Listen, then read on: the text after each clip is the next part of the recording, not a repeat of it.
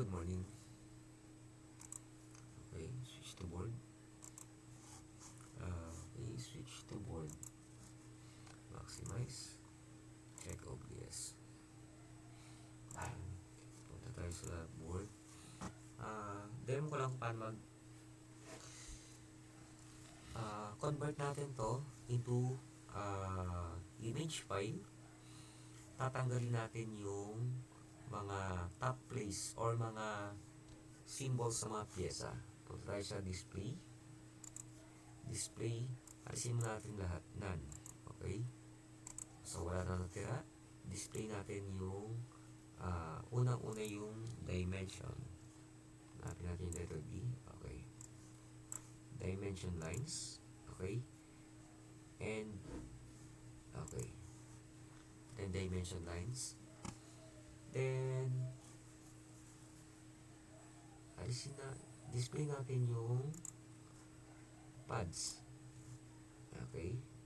Pads is yung mga soldering points. Display natin yung bottom trace. Okay. Actually, yan ang basic na kailangan sa PCB layout. Since ito ay hindi ko naman kailangan talaga display, alis natin. Delete.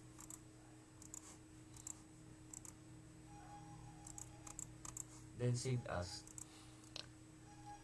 Punta tayo sa schematic muna. File, save as. Version 3. Version 2. Enter. Switch to board. Okay. Save. Okay. Delete. Okay. So ito. And then, ilapit natin dito sa registration mark. Group. Move. Ctrl Z. Okay. Group. Display all muna. Display all. Display all. Okay. Group. Move.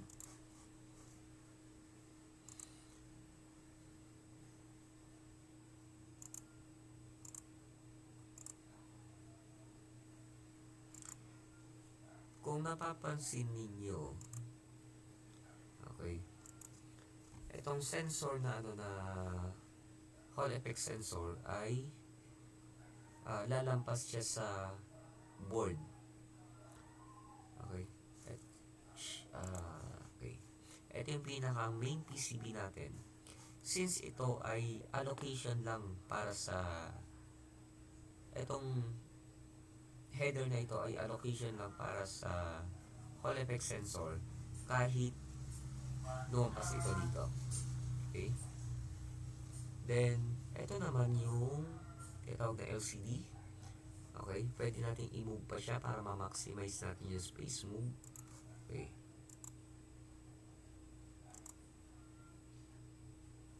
Okay.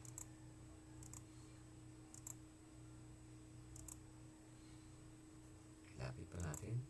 Compress pa natin.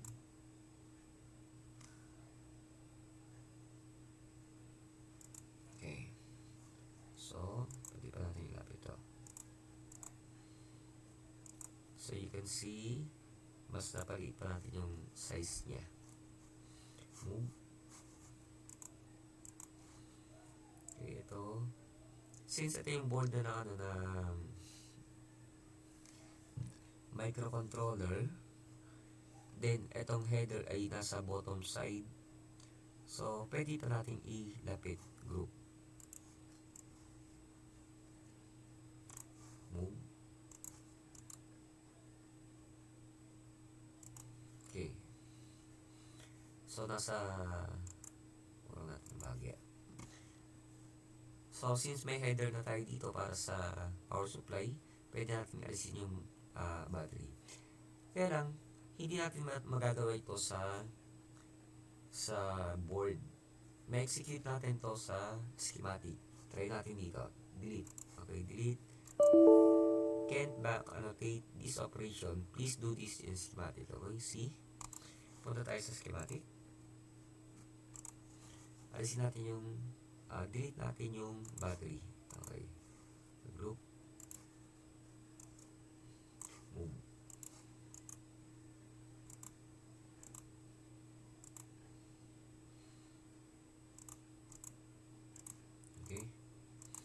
Save natin. Balik tayo sa board. Move. Okay.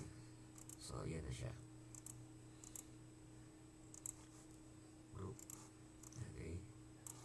Move. So, mas napalit natin siya. Group. Move. Kapag susukatin nyo yung group natin siya, ipasok natin siya, align natin siya sa registration mark ito.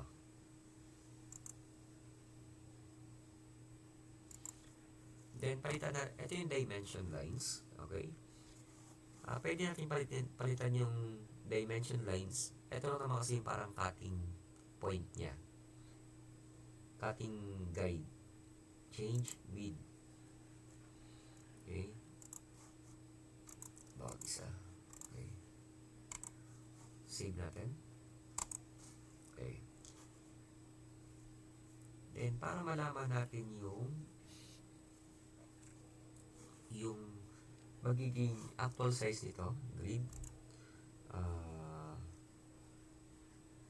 default, okay, lines, display on, that's okay. So, naka-inches yung units natin. Then, ito yung registration or starting point. So, mapapansin nyo, 0 yung values niya. Kapag ginanon ko, okay, tumataas yung I forgot,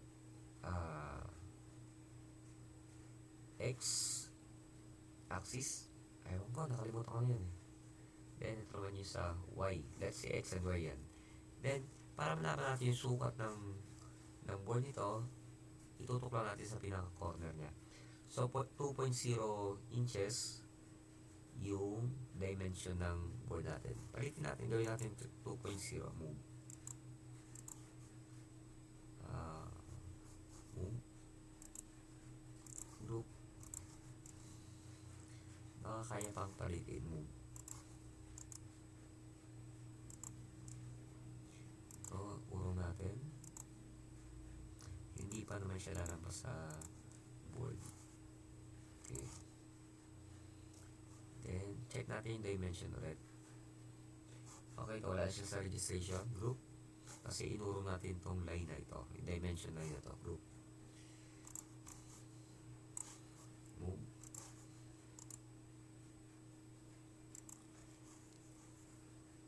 Okay. Check natin yung dimension ulit. Okay. So, 2 inch by 2 inch. Okay. Alisin muna natin sa display yung trace or yung copper foil trace. Ayan. Kulay blue. Display. None. Dimension lang. And top place. Top place is yung mga pyesa na nasa ibabaw. Kapag click yung top place, makikita din yung origin. Yun yung starting point, yung registration ng pyesa. Then top names, yung pangalan ng pyesa and top values, T values. Let's say, meron tayong resistor R1 or meron tayong LED. Naka-display yung LED, LED 1. Okay? Then yung values niya ay wala pang values ito kaya hindi naka-display. Let's say, lagyan natin ng values yung LED 1. Values. Okay. Values for LED 1 is red. See? Meron siyang red. Okay. Green. Okay. Blue. B-L-U-E. Okay. Save natin. Naalala ko nga pala, ang pre-provide sa akin ng estudyante ay 4 pins na LED na single package. Ibig sabihin, tricolor siya na one piece lang siya. Okay. Ito yun. So, palitan natin tong LED na ginamit ko dito sa schematic ko. Sa layout natin. File save as. Gawin natin itong version 3. Okay. Itong LED na to, sa halip na 3 pirasong magkakahiwalay, gagamit tayo ng one piece lang. So, gagamit tayo ng pin header. Add. So, tricolor yun. 3 pins plus yung common niya. Okay, ito na yan.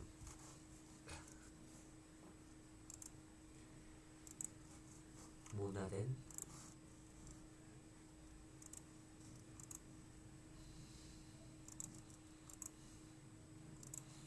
Delete. Delete yung mga LEDs. Move. Alay natin dito. Connect. Let's say ito yung RGB. Actually, hindi ko alam yung mga kulay dito sa yung pinabay nila na LED. Basta ang alam ko ay ito ay tricolor. Ay sa napag-usapan.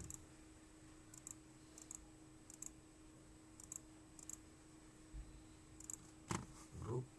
Minimize natin yung space. Group. Palit natin yung size. Move. Group.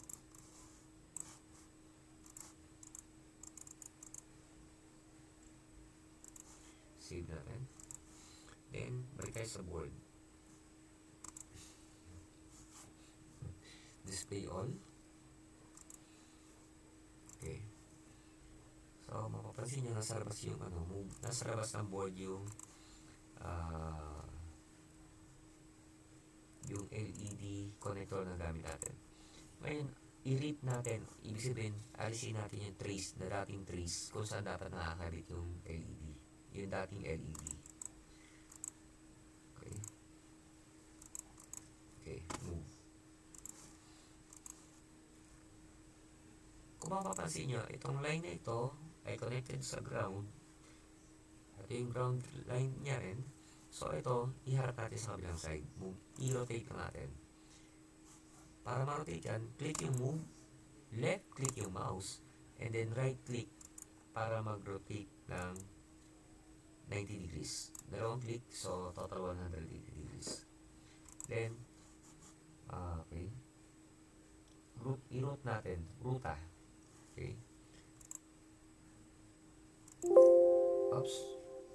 Control Z, undo. Palitan natin itong top place sa bottom place. Then, try tayo isa.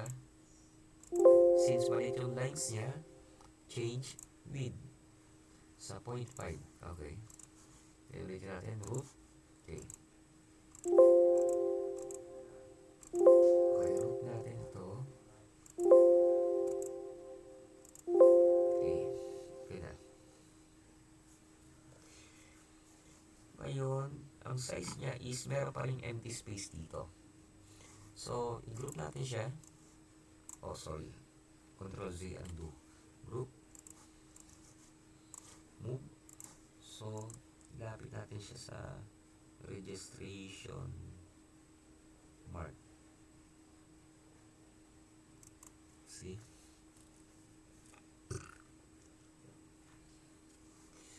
Move. Ops, tatama na sa microcontroller. Ito na yung board ng microcontroller. Ito na yan. So, adjust natin. Itaas natin ng bahagya.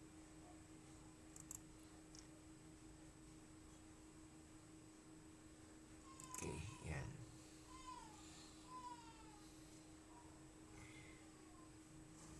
Save. Okay. Nilagay natin yung simpleng text. NCB clamp meter. Okay, napapansin nyo nakabaliktad siya. Ang isa sa dahilan yan is nasa bottom side to. So pag print nyo sa PCB, saka lang magiging readable. Bigyan natin yung date.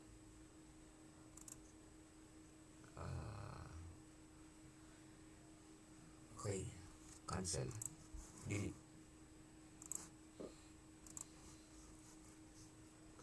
Ulitin natin. NCV, pero palitan natin instead na sa bottom side, gawin natin dimension lines yung pang text. Dimension lines. Cancel. Wire. Dimension lines. Okay. Text. NCV. Blank.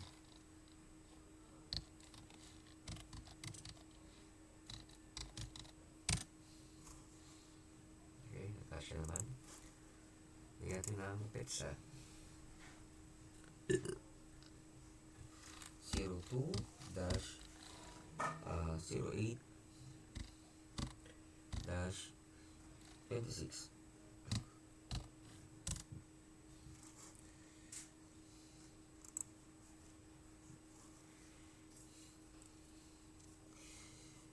Change natin yung text.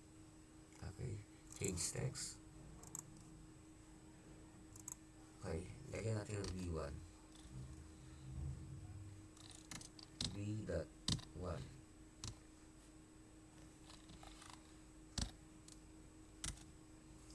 Then save natin.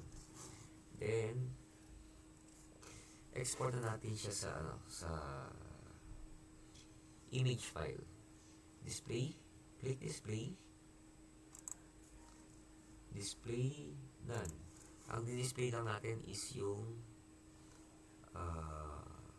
dimension lines, soldering pad, bottom trace. Okay. So yan na yung, ito na yung magiging PCB layout natin. Punta tayo sa file, export, image, browse natin, board. Ito yung board natin, board 1, board 2. Okay, gawin natin yung board 3. So yun ang latest natin. Enter. Gawin natin black and white. Okay. File, export ulit natin. Export image. Browse. Okay.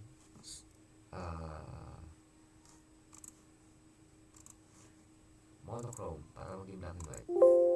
Overwrite, yes.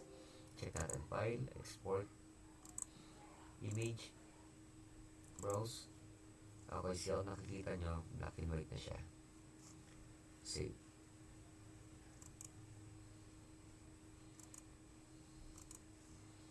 Cancel.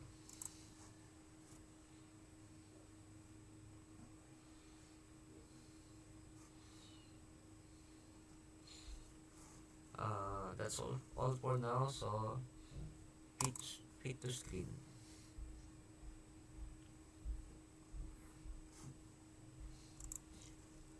Yan muna sa ngayon.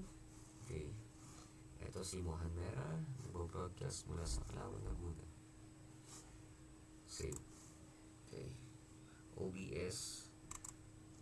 Stop recording.